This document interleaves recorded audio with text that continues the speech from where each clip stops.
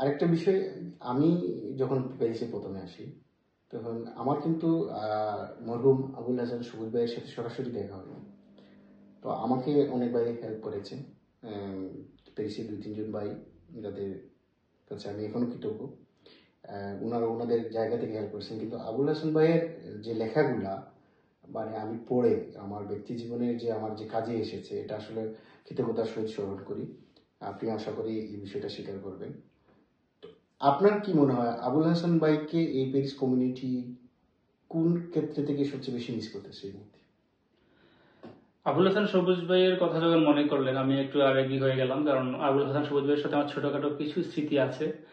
ওনার সাথে দেখা হয়েছে, কথা হয়েছে, এবং উনাকে আমি খুবই অমায়িক হিসেবে পেয়েছি। একদম দিল খোলা একজন মানুষ ছিলেন আবুল হাসান সবুজ ভাই, এবং যার উপকার করতেন তাকে মন থেকেই উপকার করতেন।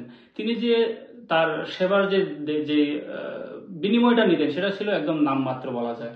কারণ তিনি আসলে আমি আমি একটা কাজ ওনার কাছে করিয়েছিলাম আমার আমার একটা কাজের জন্য, এবং আমি ভেবেছি যে উনি হয়তো অনেক টাকা চাইবেন, আমি সেই প্রিপারেশন নিয়ে গিয়েছিলাম। কিন্তু যখন তিনি প্রাইসটা বললেন আমি একটু অবাক হয়েছিলাম যে আসলে মানে এত কম দামে একটি সহজে কাজ করে কিনা।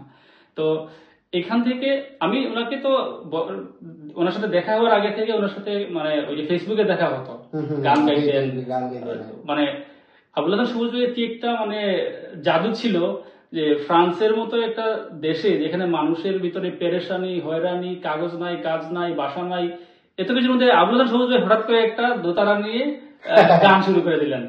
তো মানুষের মধ্যে একটা আনন্দ ছড়িয়ে দেয়া, নিজের একটা পজিটিভিটি মানুষকে ছড়িয়ে দেয়া।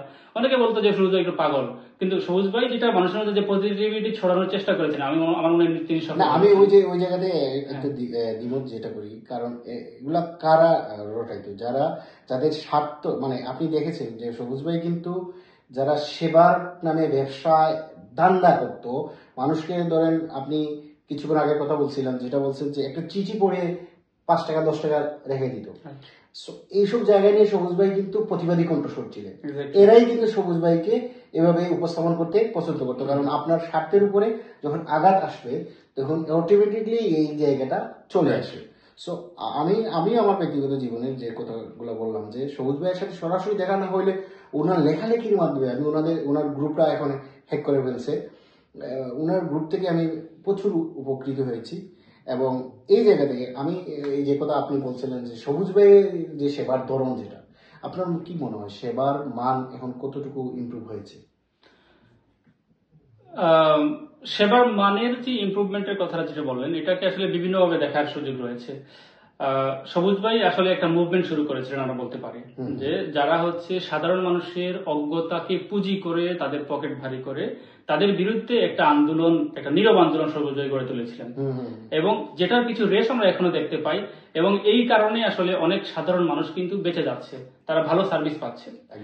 কারণ যারা হচ্ছে সবসময় একটা মানুষকে ঠকানোর একটা পথ খোঁজার চেষ্টা করে, তারা কিন্তু এই সমাজের এই 2-1 বড় কণ্ঠ, উচ্চ কণ্ঠের মানুষের জন্য, প্রতিবাদী কণ্ঠের মানুষের জন্য কিন্তু সবকিছু করতে পারে না, তাদের হাতটা গুটিয়ে রাখতে হয়।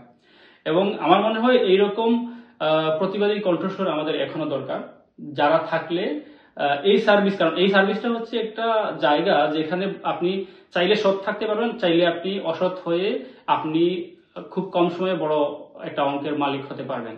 কিন্তু এই জায়গায় সৎ থাকাটা খুবই গুরুত্বপূর্ণ, এবং সৎ থাকতে হলে আপনার পেছনে বেম্বু দেওয়ার জন্য একজন লোক দরকার যে আপনাকে সোজা পথে রাখবে। সোজা কথায় হচ্ছে বাঁশ না দিলে বাঙালি ঠিক হয় না। আসলে ওই যে জায়গাটা বলছিলেন যে সবুজ ভাই একটা মুভমেন্ট শুরু করেছিলেন, এটা আসলে খুবই ইন্টারেস্টিং একটা জায়গা। যে দুঃখজনক হলেও সত্য যে মানুষের এই জায়গাটা নিয়ে কিন্তু একটা সময় দারুণ ব্যবসা হয়েছে এবং অনেকেই কোটিপতি হয়ে গেছে। এটা আমি বলি না যে মনে করেন সেবা দিয়ে বিনিময় নেওয়াটা অন্যায়, কিন্তু আপনি মানুষকে জিম্মি করে না,